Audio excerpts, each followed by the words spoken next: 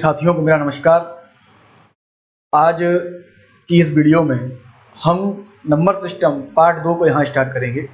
Number system part 2, जैसा कि आपको यहाँ दिखाई दे रहा होगा बोर्ड पर, नंबर सिस्टम पार्ट 2 को आज हम पढ़ेंगे और इसके अंतर्गत हम पढ़ेंगे विभाज्यता के नियम। विभाज्यता के नियम क्या होते हैं या विभाजकता के नियम क्या होते हैं, रूल्स ऑफ डिवीजन जिसको हम कहते हैं।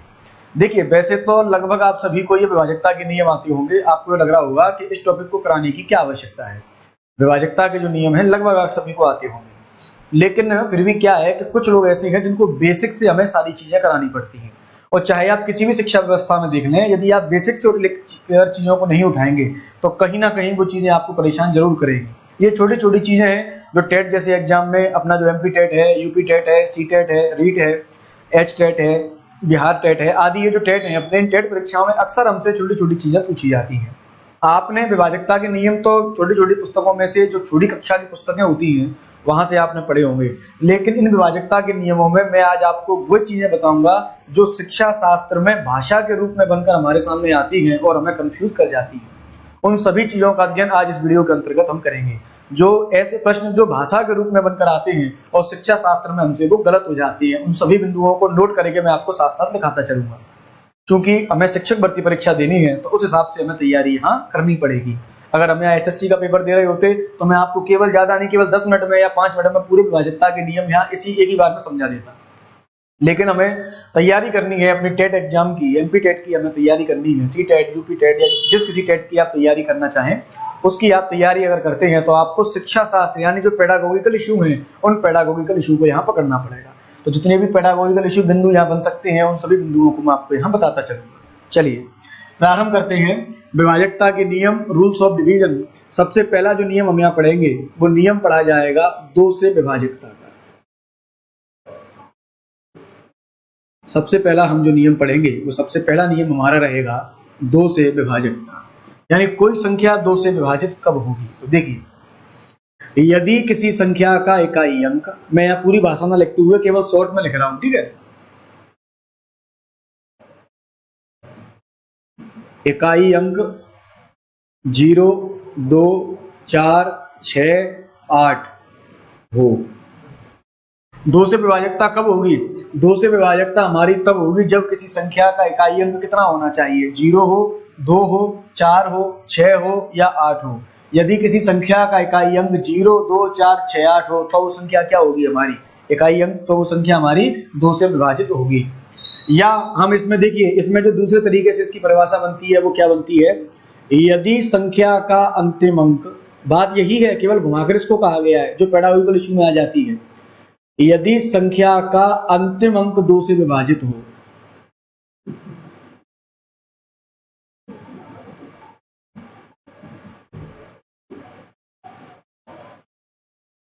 लीजिए, यदि संख्या का अंतिम अंक अगर 2 से विभाजित हो तो वो संख्या हमारी 2 से विभाजित होगी। और तीसरी बात इसमें हमसे कही जाती है, वो मोस्ट इंपोर्टेंट है, सुपर नोट आप इसको बना सकते हैं, कि सभी सम संख्याएं 2 से विभाजित होती हैं। ये बात भी आप जानते होंगे, लेकिन केवल चीजें याद आने का चक्कर होता है बस। सभी सम संख्याएं 2 से विभाजित होती हैं। आपको लग रहा होगा बोले ये तो हम जानते हैं, लेकिन अगर वहां प्रश्न में ऑप्शन में आ जाता कि सभी सम संख्याएं 2 से विभाजित होती हैं तो एक बार के लिए आपको वो सोचने पर मजबूर कर देती कि क्या शायद सभी सम संख्याएं होती है या नहीं होती है ना। तो सभी सम संख्याएं 2 से विभाजित होती हैं।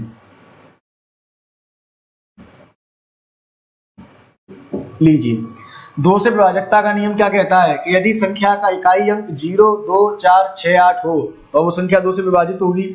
यदि संख्या का अंतिम अंक 2 से विभाजित हो तो वो संख्या 2 से विभाजित होगी। और अगली बात हमसे दी गई है कि यदि के सभी सम संख्याएं हमारी 2 से विभाजित होती हैं। चलिए कुछ उदाहरण हम इसके देख लेते हैं।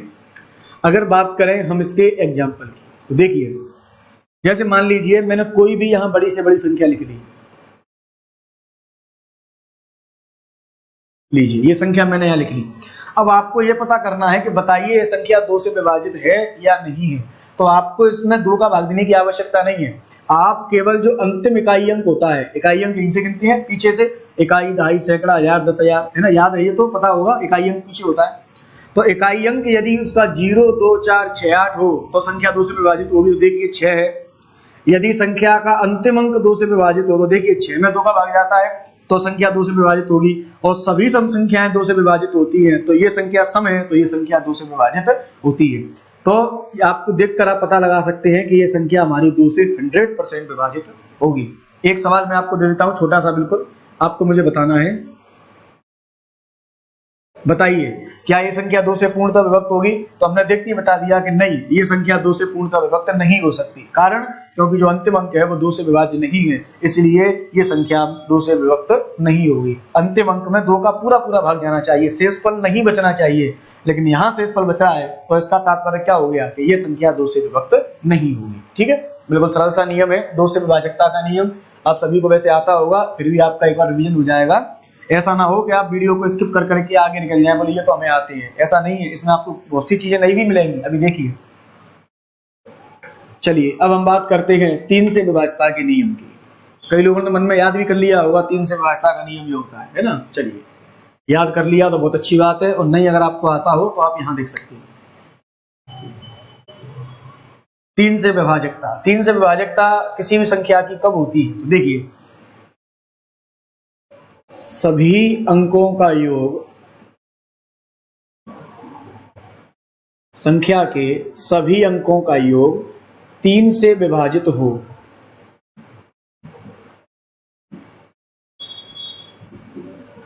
संख्या के सभी अंकों का योग यदि 3 से विभाजित होगा तो वो संख्या हमारी 3 से पूर्णतः विभक्त होती है, उस संख्या में 3 का पूरा पूरा भाग जाता है।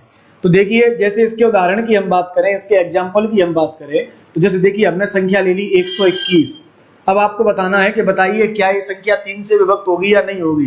तो आपको कुछ नहीं करना, केवल अंकों को जोड़े हम, 1 और 2 3, 3 और 1 4। तो क्या बताइए 4 में 3 का जब हम भाग देंगे तो भाग पूरा पूरा जाएगा? नहीं जाएगा ना, तो ये संख्या 3 से विभक्त नहीं होगी। केवल देखना है और बताना है। हमने संख्या ले ली 9 2 7 6, बताइए क्या ये संख्या 2 से पूर्णतः विभक्त 3 से पूर्णतः विभक्त होगी? तो जोड़िए, 9 और 2 11, 11 और 7 18, 18 और 6 24, 24 में 3 का भाग जाता है, और संख्या 100% 3 से पूर्णतः विभक्त होगी। हमने संख्या ले ली 72 0 0 9 0 0 8 1, बताइए क्या ये संख्या 3 से विभक्त होगी? तो देखिए 7 और 2 9, 9 और 9 18, 18 और 8 कितने होते हैं आपके? 26 और 1 27, 27 में 3 का भाग जाता है, तो ये संख्या भी 3 से 100% पूरी विभक्त होगी। ठीक है, 3 से विभाजकता का नियम क्या कहता है कि संख्या के सभी अंकों का योग कीजिए, यदि अंकों का योग 3 से विभाजित हो गया तो हमारी संख्या 3 से पूर्णतः विभक्त होगी। अगर आपको क्या होता है, इन विभाजकता के नियमों की आवश्यकता हमें पड़ती है भाज्य संख्या और अभाज्य संख्या ढूंढने में। मान लीजिए आपको दे दिया गया, बताइए क्या 151 भाज्य है, क्या 151 3 से विभाजित है? तो आप जोड़ के बता सकते हैं, भाग देने की जरूरत नहीं है। 4 5 और 1 6 और 1 7, नहीं 7 में भाग नहीं जाएगा, ये संख्या में 3 का भाग नहीं जाएगा। चलिए आपको संख्या दे दी 261, बताइए क्या ये संख्या 3 से विभाज्य है? 6 और 2 8 और 1 9, हाँ 9 में भाग जाता है, तो ये संख्या हमारी 3 से पूर्णतः विभक्त हो जाएगी। तो इस प्रकार 3 से विभाजकता का नियम क्या कहता है कि संख्या के यदि सभी अंकों का योग 3 से विभाजित है तो वो संख्या हमारी 3 से पूर्णतः विभक्त होती है। ठीक है, चलिए आगे बढ़ते हैं। अब हम बात करें 4 से विभाजकता की। 4 का विभाजकता का नियम क्या है? चलिए,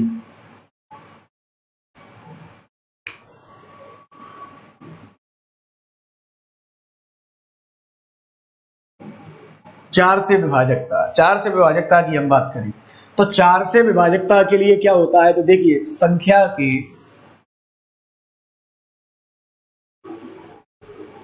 अंतिम 2 अंक 4 से विभाजित हों, या इसमें आप दूसरा बिंदु जो लिख सकते हैं वो ये हो सकता है, या संख्या के अंतिम 2 अंक 0 हो। यदि संख्या के अंतिम 2 अंक या तो 4 से विभाजित हो या संख्या के अंतिम 2 अंक 0 हो तो हमारी वो संख्या 4 से पूर्णतः विभक्त होती है। आप दोनों नियमों को याद करें, संख्या के अंतिम 2 अंक या तो 4 से विभाजित हो या फिर संख्या के अंतिम 2 अंक 0 हो, तो हम देखकर बता सकते हैं कि हमारी संख्या 4 से विभाजित होगी या नहीं होगी। जैसे एग्जाम्पल हमने यहाँ पर लिया, देखिए एग्जाम्पल मैंने आपको यहाँ दिया, जैसे मान लीजिए मैंने एक बहुत बड़ी संख्या यहाँ लिख दी है 6 9 8 7 12 16 636, ये संख्या मैंने आपको यहाँ दे दी। और मैंने आपसे पूछा बताइए कि इस संख्या में, इस संख्या को हम से लिख लें, 166 लिखा है बीच में 166। देखिए अब आप बताइए क्या ये संख्या हमारी 4 से विभाजित होगी या नहीं होगी। तो अब आप इस संख्या में पूरी में आपको 4 का भाग नहीं देना, आपको क्या करना है, केवल अंतिम दो अंक देखनी है। क्या इन अंतिम दो अंकों में 4 का भाग जाता है क्या? तो देखिए अंतिम दो अंक 36, 4 नाम 36, 4 का पूरा पूरा भाग जा रहा है, और अंतिम दो अंकों में यदि 4 का पूरा पूरा भाग जाएगा तो संख्या हमारी 4 से पूर्णतः विभक्त होगी। आप चाहें तो इस संख्या में 4 वीडियो पॉज करके आप इस संख्या में 4 का भाग देकर भी देख सकते हैं, पूरा पूरा भाग जाएगा। तो आपको क्या करना है, केवल अंतिम दो अंक देखने हैं, और अंतिम दो अंकों को देखकर आप पता लगा सकते हैं कि ये संख्या हमारी 4 से पूर्णतः विभक्त होगी। ठीक है, चलिए दूसरे उदाहरण की हम बात करें। जैसे दूसरा उदाहरण मैंने आपको यहां दे दिया, बताइए क्या ये संख्या 4 से विभक्त होगी। तो आपको कुछ नहीं करना, केवल देखना है, अंत में 2 जीरो है, जब अंत में 2 जीरो है तो ये संख्या हमारी 4 से 100% पूरी विभक्त होगी। कुछ नहीं करना, केवल आपको देखकर ही बताना है कि ये संख्या हमारी 4 से पूर्णतः विभक्त होगी। तो यही विभाजकता के नियम होते हैं कि देखकर ही हम संख्या के बारे में पता कर लें क्या ये संख्या विभक्त होगी या नहीं होगी। तो आपने 4 से विभाजकता का नियम सीख लिया, संख्या के अंतिम दो अंक 4 से विभाजित हो, या हम क्या कह सकते हैं कि संख्या के अंतिम दो अंक शून्य हो। यदि ऐसी स्थिति हमारे सामने है तो फिर वो संख्या हमारी 4 से विभाजित होगी। एक सवाल मैं आपको दे रहा हूं, एक क्वेश्चन आप बताएं, जो सवाल मैं दे रहा हूं क्या ये 4 से विभाजित होगी या नहीं होगी।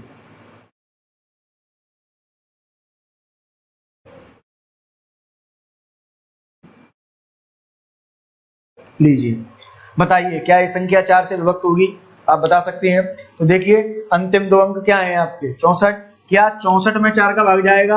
हाँ बिल्कुल जाएगा। जब 64 में 4 का भाग जाएगा तो ये पूरी संख्या क्या होगी हमारी 4 से विभक्त होगी।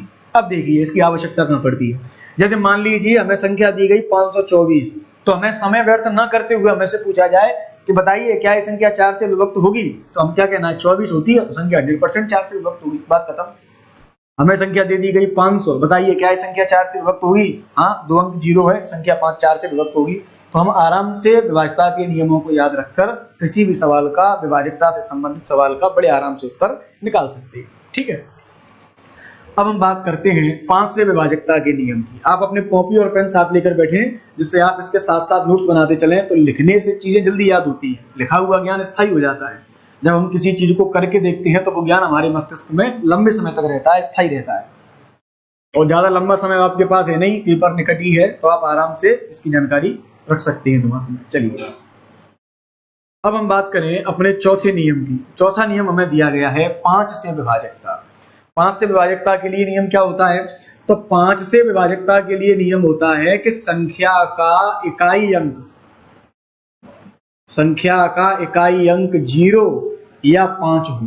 बस आपको इतना याद रखना है कि किसी भी संख्या का इकाई अंक यदि 0 या 5 होगा तो वो संख्या हमारी 5 से पूरी तरीके से विभक्त होगी। यदि संख्या का इकाई अंक 0 या 5 होगा तो वो संख्या हमारी 5 से पूर्णतः विभक्त होगी। कोई भी संख्या आप ले लीजिए, जैसे हम बात करें एग्जाम्पल की यहाँ, तो आप कोई भी संख्या उठा लीजिए। जैसे संख्या मैंने ले ली 625, तो बताइए क्या ये 5 से कटेगी? अंत में 5 है तो 5 का पूरा पूरा भाग जाएगा। संख्या हमने ले ली ये, बताइए क्या इस संख्या में 5 का भाग जाएगा? अंत में 0 है, 5 का भाग जरूर जाएगा। तो आपको केवल याद क्या रखना है कि इकाई अंक यदि हमारा 0 और 5 होगा तो उस संख्या में 5 का पूरा पूरा भाग जाएगा। 5 से विभाजकता का नियम क्या कहता है कि यदि किसी संख्या का इकाई अंक 0 या 5 होगा तो उस संख्या में 5 का पूरा पूरा भाग जाएगा। ठीक है, चलिए आगे बढ़ते हैं। अब हम चलते हैं 6 से विभाजकता के नियम की ओर कि 6 से विभाजकता कब होती है, 6 का विभाजकता का नियम क्या कहता है। देखिए 6 से विभाजकता, अभी मैं आपको बाद में एक ट्रिक बताऊंगा जिसमें मैं आपको 6 का, 12 का, 18 का, 24 का और इससे जैसी और भी संख्याएं आती हैं तो उनके बारे में आप केवल देखकर ही बता सकते हैं कि संख्या 24 से कटेगी, 18 से कटेगी, 12 से कटेगी या 6 से कटेगी। देखकर आपको पता लग जाएगा कि वो संख्या विभाजित तो होगी या नहीं होगी। तो उसके लिए आपको थोड़ा सा धैर्य धारण करना पड़ेगा, है ना। चलिए पहले हम देखते हैं 6 से विभाजकता के नियम की। तो देखिए 6 से विभाजकता का नियम क्या कहता है। 6 से विभाजकता का नियम जो आपकी पुस्तकों में दिया है वो इस प्रकार दिया है कि यदि संख्या 2 और 3 से विभाजित है, यदि संख्या 2 और 3 से विभाजित हो तो फिर वह संख्या 6 से भी पूर्णतः विभक्त होती है। यदि कोई संख्या 2 और 3 इन दोनों से विभाजित होगी तो फिर वो संख्या हमारी 6 से भी पूर्णतः विभक्त होती है। जैसे हमने यहाँ उदाहरण ले लिया 616, एग्जाम्पल हमने ले लिया 616, तो बताइए क्या ये संख्या 6 से विभक्त होगी? तो पहले लगाइए 2 का नियम, अंत में 6 है 2 से कट जाएगी। 3 का नियम लगाइए, जोड़ के देखिए 6 और 1 7, 7 और 6 13, 13 आ रहा है, 13 में 3 का भाग नहीं जाएगा तो 3 से विभाजित नहीं होगी। 6 से विभाजित होने के लिए संख्या को दोनों संख्याओं से विभाजित होना चाहिए। जब दोनों संख्याओं से विभाजित हो जाएगी तो हमारी संख्या 6 से विभाजित होगी, लेकिन अभी यहाँ 3 से विभाजित नहीं हो रही तो ये संख्या अब 6 से भी विभाजित नहीं होगी। ठीक है, चलिए दूसरा उदाहरण मैं लेता हूं यहां पर अपना। दूसरा उदाहरण हम लेते हैं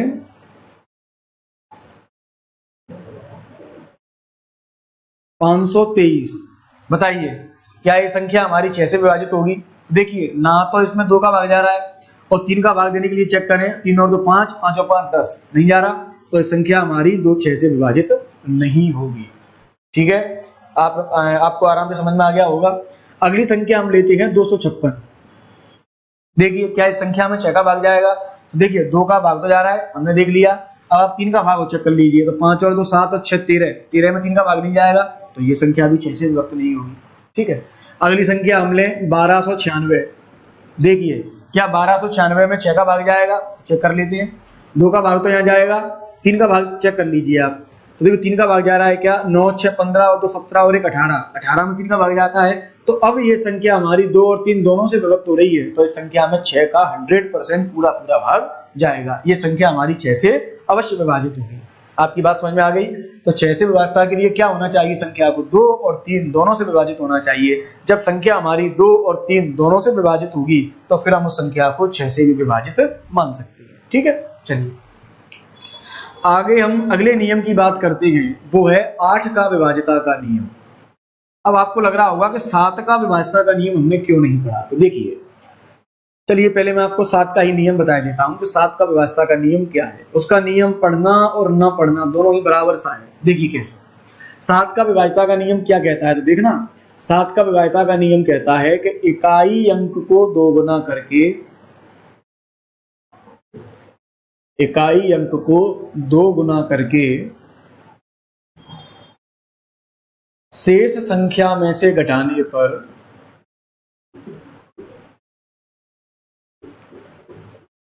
शेष संख्या में से घटाने पर प्राप्त संख्या यदि 2 से विभाजित है वो 7 से विभाजित है। प्राप्त संख्या यदि 7 से विभाजित है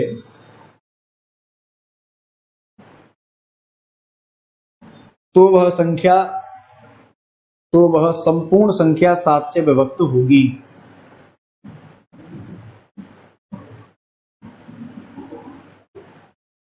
तो वह संपूर्ण संख्या 7 से विभक्त होगी।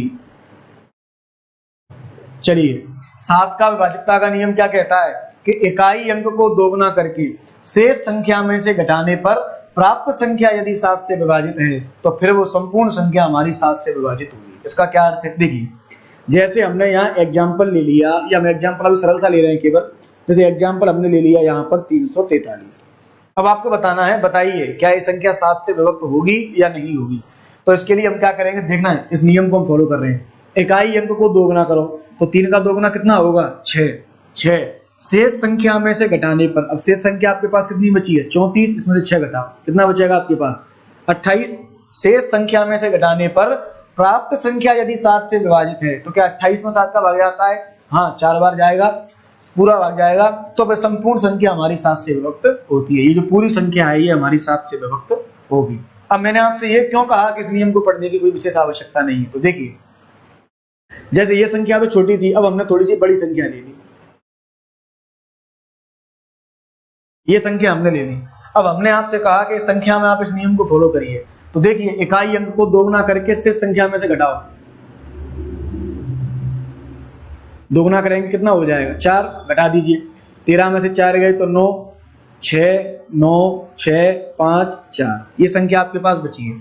अब इस संख्या में आपको 7 का भाग देना है। देखिए जब आप इस संख्या में 7 का भाग देंगे तो जब आप यहां तक 7 का भाग देते हुए आ रहे हैं, यानी 2 4 6, 6 अंकों में आप 7 का भाग दे रहे हैं तो फिर आप एक अंक में देकर और देख लीजिए, तो आपको डायरेक्ट ही पता चल जाएगा 7 से भाग जा रहा है या नहीं जा रहा। जब फिर इतना करने की क्या आवश्यकता है कि दोगुना करके उसको घटाया जाए। इसीलिए मैंने आपसे कहा था कि 7 से विभाजकता के नियम को अक्सर यहाँ छोड़ दिया जाता है। उसके लिए आप अगर डायरेक्ट भाग देकर देखेंगे तो आप आराम से उसके सही उत्तर तक पहुंच जाएंगे। लेकिन इसमें जो सबसे महत्वपूर्ण बात है उसको समझ लीजिए।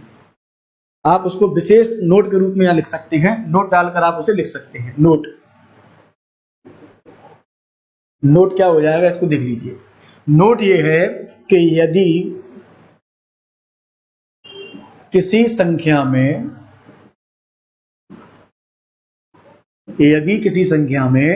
एक ही अंक 6 बार आए, यदि किसी संख्या में एक ही अंक यदि 6 बार आए तो वह संख्या 7 से पूर्णतः विभक्त होती है।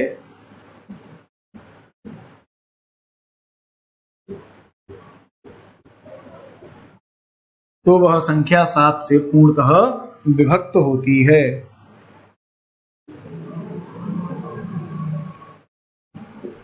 कोई भी हो, जैसे उदाहरण लिख लें हम इसके लिए, कोई भी अंक अगर वो अंक 6 बार रिपीट हो रहा है तो वो संख्या हमारी 7 से पूर्णतः विभक्त होगी। जैसे 2 3 4 5 6, 6 बार 3 लिखा है, 100% ये 3 हमारी 7 से विभक्त होगी, कोई रोकने वाला नहीं है इसको।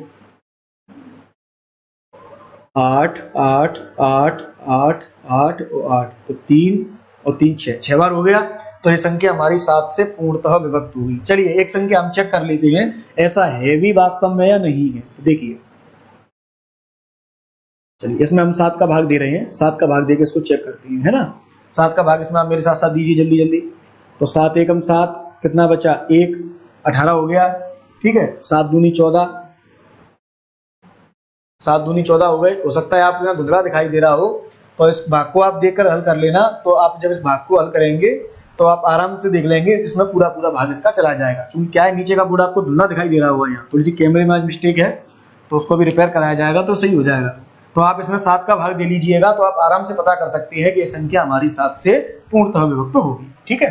चलिए अब हम चलते हैं आगे अगले नियम की ओर, वो है 8 से विभाजकता का नियम।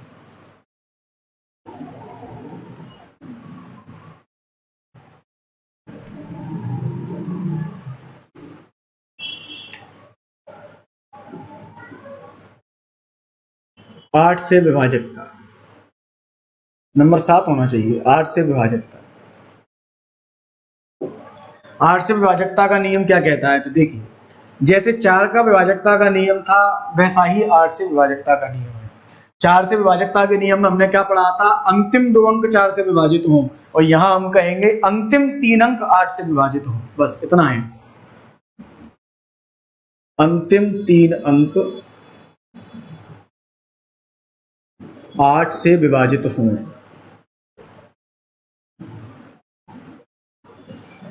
एक नियम तो हमारा कह रहा है कि अंतिम 3 अंक हमारे 8 से विभाजित हों, और इसमें जो दूसरा आता है वो ये आता है कि अंतिम 3 अंक, हमने वहां क्या पढ़ा था 4 के नियम में कि अंतिम 2 अंक शून्य हो, और यहां कहा जाएगा कि अंतिम 3 अंक शून्य हो।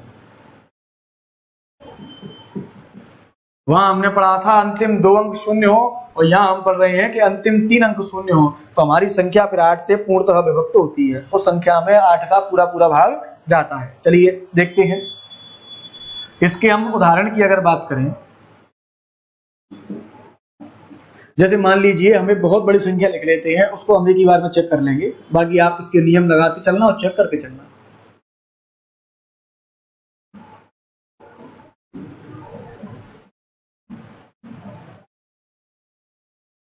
ये संख्या हमने लिख ली और आपसे पूछा गया बताइए क्या इस संख्या में 8 का भाग जाता है या नहीं जाता।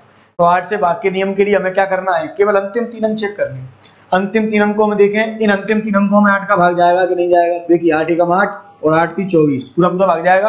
अंतिम 3 अंक यदि 8 से विभाजित है तो फिर हमारी ये पूरी संख्या 8 से विभाजित होगी, कोई रोकने वाला नहीं है। संख्या को 8 से पूर्णतः विभक्त होगी। आप चाहें तो भाग देके इसको देख सकते हैं। या फिर इसमें हमने दूसरा जो नियम देखा था वो क्या था, अंतिम 3 अंक शून्य हो। जैसे मान लीजिए इसी संख्या को मैं रिपीट कर रहा हूं, अंतिम 3 अंक आपके शून्य है। और यदि अंतिम 3 अंक आपके शून्य होंगे फिर भी ये संख्या 100% आपकी 8 से विभक्त होगी। संख्या तो मैंने ऐसे ही लिख दी है, कोई भी संख्या आप लिख सकती है। लीजिए मैंने 23 यहाँ लिख दिया, तो अंतिम 3 अंक शून्य है तो ये संख्या 8 से पूर्णतः विभक्त होगी, कोई दिक्कत नहीं। तो 8 से विभाजकता का नियम क्या कहता है कि अंतिम 3 अंक या तो 8 से विभाजित हो या फिर अंतिम 3 अंक आपके शून्य होंगे तो आपकी संख्या 8 से पूर्णतः विभक्त होती है। आगे बढ़ते हैं अगले नियम की ओर। अगला नियम आपका इसमें आता है वो है 9 से विभाजकता।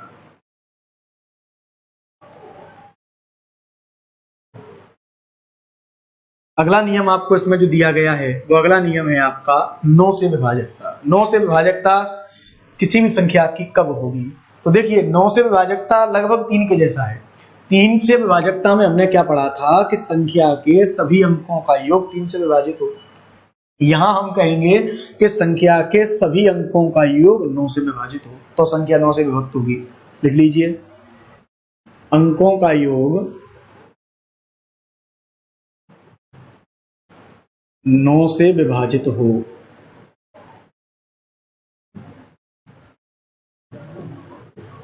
यदि संख्या के अंकों का योग 9 से विभाजित हो तो फिर वो संख्या हमारी 9 से पूर्णतः विभक्त होती है। जैसे एग्जाम्पल हमने यहां पे ले लिया, एग्जाम्पल हमने लिया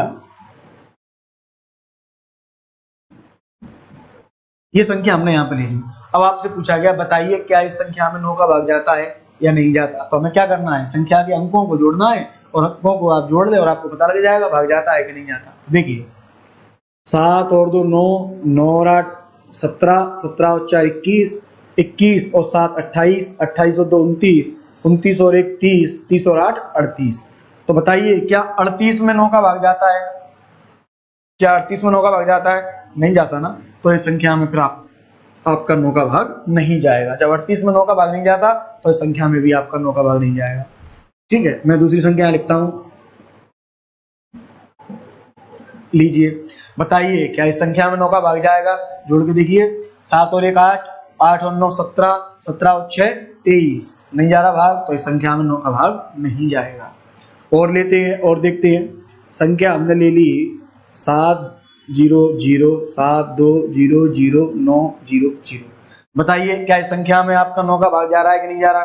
तो जोड़ के देखिए, 7 और 2 9, 7 और 2 9, 9 और 9 18, 18 और 9 27। तो 27 में 9 का भाग जाता है तो संख्या हमारी 7 से पूर्णतः विभक्त हो जाएगी। संख्याएं आप कोई भी मान सकते हैं और उन संख्याओं को मानकर आप आराम से विभाजकता के नियमों को हल कर सकते हैं। कोई भी संख्या आप मान सकते हैं और विभाजकता के नियमों को आप बड़े आराम से हल कर सकते हैं। ठीक है, चलिए अब हम बात करते हैं इसमें 10 से विभाजकता की। 10 से विभाजकता, किसी संख्या की 10 से विभाजकता कब होगी? तो देखिए कोई संख्या 10 से तब विभाजित होगी जब उसका इकाई अंक क्या होगा? जब उसका इकाई अंक क्या होगा?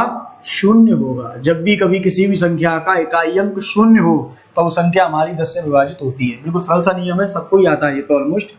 जैसे हमने कोई भी संख्या ले ली, हमने ले ली 2370, देखिए अंत में 0 आ रहा है, संख्या 10 से विभाजित होगी। यानी 10 से विभाजित होने के लिए आवश्यक शर्त क्या है? 10 से विभाजित होने के लिए आवश्यक शर्त है कि संख्या का इकाई का अंक क्या होना चाहिए? शून्य होना चाहिए। तो शून्य है। कोई भी संख्या आप ले सकते हैं जिसका बड़ी से बड़ी संख्या हो, छोटी से छोटी संख्या हो, कुछ नहीं होता उससे। अंतिम अंक क्या होना चाहिए? शून्य। यदि अंतिम अंक शून्य है तो संख्या हमारी 100% 10 से विभाजित होगी। अब आपको समझना है 11 से विभाजक का नियम। यही नियम ऐसा है जो इन सभी नियमों में थोड़ा सा टफ पड़ता है तो सरल, लेकिन फिर भी आपको थोड़ा सा टफ लगता है। चलिए उसी नियम के बारे में हम बात करते हैं और इसी नियम में थोड़ा सा समझने में इसको समय लगेगा। आप इसको बड़े आराम से समझ सकते हैं, बड़े आराम से आपको समझ में आ जाएगा। 11 से विभाजकता, 11 से विभाजकता का नियम क्या होता है? देखिए 11 से विभाजकता का नियम होता है सम स्थानों के अंकों का योग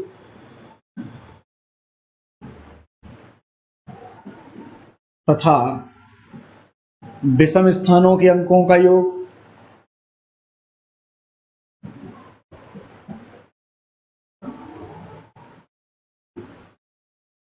विषम स्थानों के अंकों का योग का अंतर यदि 11 से विभाजित होने वाली संख्या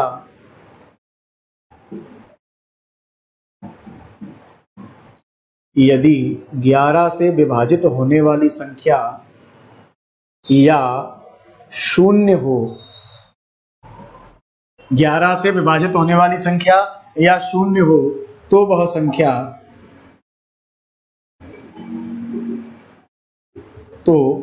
संख्या 11 से पूर्णतः विभक्त होगी।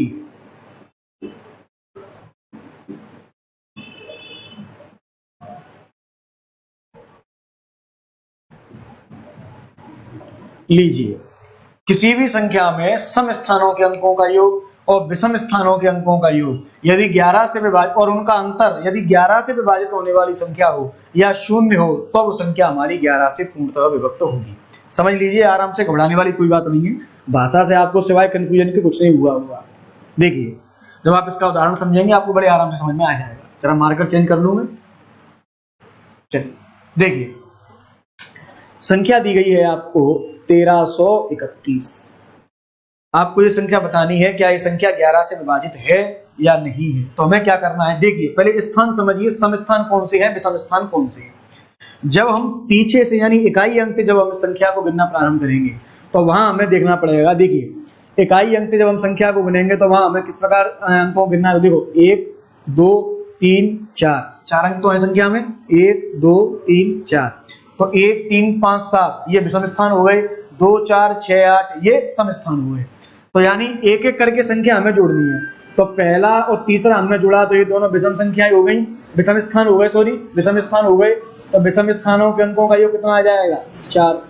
अब बची हमारे पास कौन सी, 3 और 1, ये दोनों हो गई सम स्थान, और सम स्थानों के अंकों का योग भी कितना आया है हमारे पास, 4। तो विषम स्थानों के अंकों का योग और सम स्थानों के अंकों का योग, और फिर इन दोनों का अंतर यदि 0 हो या 11 से कटने वाली संख्या हो, तो फिर वो संख्या हमारी 11 से पूर्णतः विभक्त होती है। बात आ गई समझ में। किसी भी संख्या के सम स्थानों के अंकों का योग और विषम स्थानों के अंकों का योग यदि और उनका अंतर यदि 0 हो और 11 से कटने वाली संख्या हो, तो वो संख्या हमारी 11 से पूर्णतः विभक्त होती है। और घबराए नहीं, एक दो उदाहरण और देखते हैं इसके। हमने उदाहरण ले लिया अपने पास 1796। अब आपको बताना है कि क्या ये 1796 11 से विभाजित होगी या नहीं होगी। तो जोड़ के देखिए, 7 और 6 कितने हो गए आपके, 13, और 9 और 1 कितना हो गया आपका, 10। तो 13 में से 10 गए तो कितने बचे, 3। तो जब 13 में से 10 गए तो 3 बचे, तो 3 ना तो 11 से कटती है और ना ही ये शून्य है, तो ये संख्या हमारी 11 से विभक्त नहीं होगी। ठीक है, और देख लीजिए, एक आध संख्या और देख लेते हैं अपन।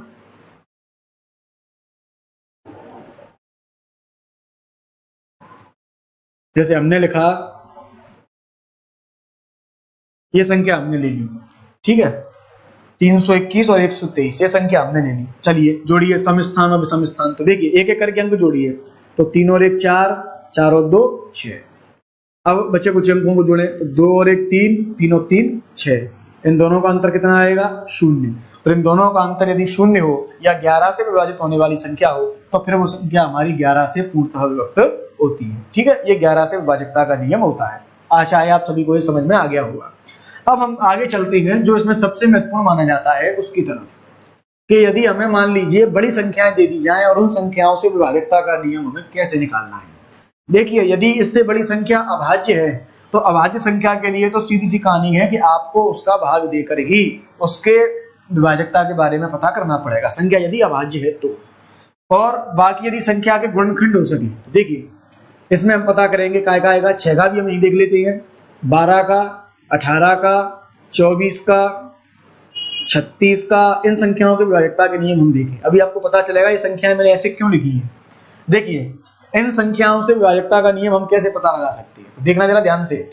इसके लिए सबसे पहले तो एक चीज लिखें कि अभाज्य गुणनखंड, अभाज्य गुणनखंड,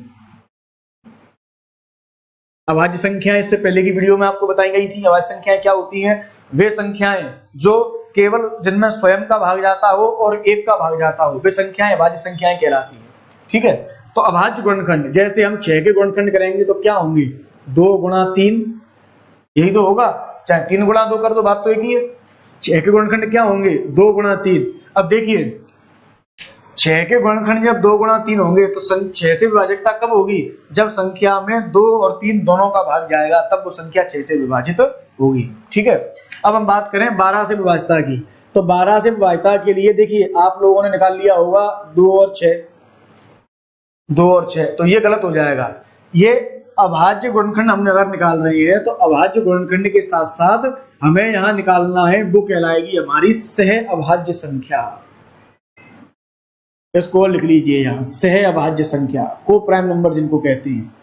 सहभाज्य संख्या क्या होती है कि जिनमें से कुछ कॉमन नहीं आना चाहिए। गुणनखंड ऐसे हो जिनमें से कुछ कॉमन ना आए, लेकिन 2 और 6 में से कॉमन क्या आ जाएगा? 2 आ जाएगा, तो ये नहीं होगा इसका फैक्टर। क्या होगा? 3 गुणा 4। देखिए इन दोनों में कुछ भी कॉमन नहीं आएगा।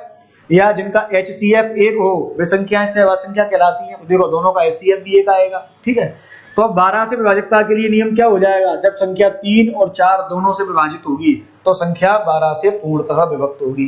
ठीक है, 18 के लिए नियम क्या बन जाएगा? आप इसके सहभाज्य गुणनखंड निकालिए तो 2 गुणा 9। जब किसी संख्या में 2 का और 9 का भाग जाएगा तो वो संख्या 18 से पूर्णतः विभक्त होगी। 24 के लिए नियम क्या बन जाएगा? 3 गुणा 8। ये इसके सहभाज्य गुणनखंड हो गए। तो जब किसी संख्या में 3 का और 8 का भाग जाएगा तो वो संख्या 24 से विभक्त होगी। 36 के लिए विभाज्यता का नियम क्या हो जाएगा? 4 और 9। जब किसी संख्या में 4 का और 9 का भाग जाएगा तो वो संख्या 36 से विभाजित हो जाएगी। तो विभाज्यता के नियमों का प्रयोग हम इसलिए करते हैं जिससे हम समय व्यर्थ ना करते हुए कम समय में हम अपने सवाल का उत्तर निकाल सके। इसके लिए विभाज्यता के नियमों को पढ़ा जाता है। आशा है आप सभी को ये नियम समझ में आए हों। आपको ये वीडियो कैसी लगी हमें कमेंट बॉक्स में जरूर बताएं। या आपको अपनी शिक्षण पद्धति में कुछ नवाचार चाहिए या हमारी पढ़ाने की तकनीक में आपको कुछ और नवाचार लग रहा हो कि कुछ और नवाचार मिल सके जिससे हम और अच्छी तरीके से समझ सकें, तो उस नवाचार को हमें जरूर बताएं। अगली वीडियो में या आगामी वीडियो में उस नवाचारी परिवर्तन को लाया जाएगा जिससे किसी भी प्रकार से ये सारी चीजें आपके मस्तिष्क तक पहुंचाई जा सके, सारी चीजें आपको समझाई जा सके। इसी के लिए प्रयास किया जा रहा है।